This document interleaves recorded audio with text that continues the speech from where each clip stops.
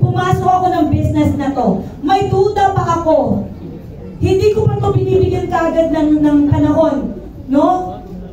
Busy-busyhan pa ako. Sabi ko, sige, pupunta lang ako kung kailan ko gusto. Sige, bahala na kung gagawin ko siya o hindi.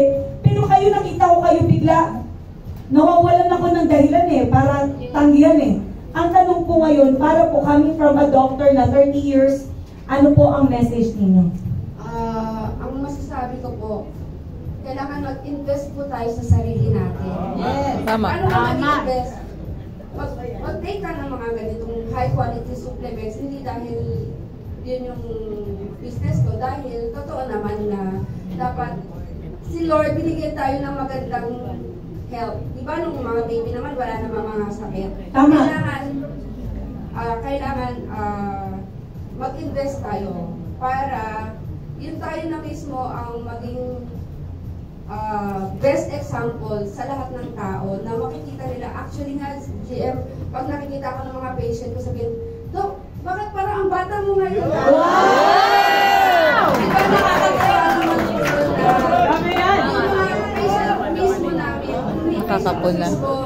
na-observe nila yun. Yeah. Wow! Wala po akong sikreto.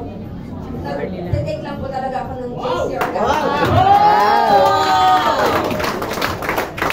Nakaka-bless! So, kailangan gumamit talaga ng product. Yes. Wow! Mahirap mag-promote ng isang product na ikaw mismo hindi mo alam kung ano lasa. Tama.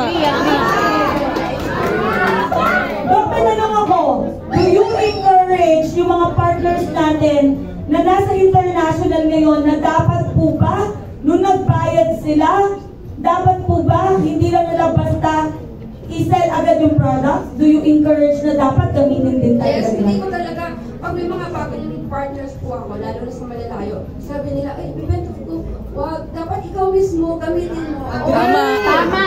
Pagamit mo agad sa family mo.